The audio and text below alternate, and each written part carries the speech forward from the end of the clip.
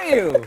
I'm just having a relaxing bath. Yeah, just That's this film is about a relaxing bath. It's just a cozy night in. This was a terrifying movie for me to watch because, well, I guess we should explain what's happening there. I'm in labor. You're in labor. I'm not having a relaxing bath. Yeah. You're in attempting labor. to give birth silently. And as you are giving birth silently, because the monsters in this film are attracted to sound. Yes, like acutely attracted. So. And my wife's about to have a baby, and it was not a good time to watch this movie. Listen, I did it silently. She can do it. She can do it. Although I guess the upside is no matter how it goes, at least there won't be a sound monster in the delivery room. Exactly. Yeah, apart from you screaming. That's true. which I did last time to great effect. You did, yeah. So this is the first time you and John have worked together. Yeah. I'm assuming people have tried to get you to do things in the past. Well, they have, but we've sort of been offered every romantic comedy under the sun. But no one wants to see John and I kind of meeting in a film. Like, people wouldn't buy it. Yeah. Like, hey, I'm Meredith, and like, hey, I'm Paul. You know, it's like, it's never gonna. Yeah, that's true. Because that's how all romantic comedies go, guys. Yeah, That's there's always a like Paul. a template. Yeah.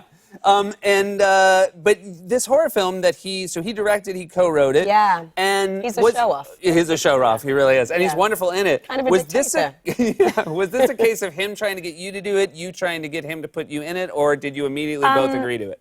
You know, we've always sort of been protective of each other's projects, and in this case, he got sent the script, and I had just had our second child, like literally just had our second child, silently. and I was about to do Mary Poppins, so I wasn't in the sort of headspace of like horrific horror movie. And but then he wrote it, and then I read it, and I just loved it. So this was the one. I just thought the concept was so ambitious, so unique. It was sort of bigger than the fact that we're a married couple in a movie together. It's incredibly tightly plotted. Yeah. It's a really efficient film in that there's this really great premise, and I feel like it's played out beautifully. Thank you. And terrifyingly. I feel like to call it, it's so beautiful.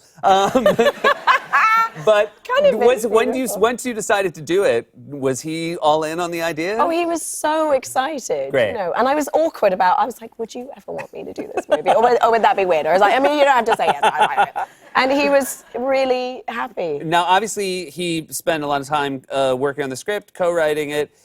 Are you a good person to bounce ideas off? Well, I mean, I thought I was. And then he, like, informed me that I had, like, a resting bitch face. Wasn't aware that that was a thing. I understand it's a hashtag or something. But, yeah, I had heard it from a couple of directors that I'm very impassive when you're pitching me an idea.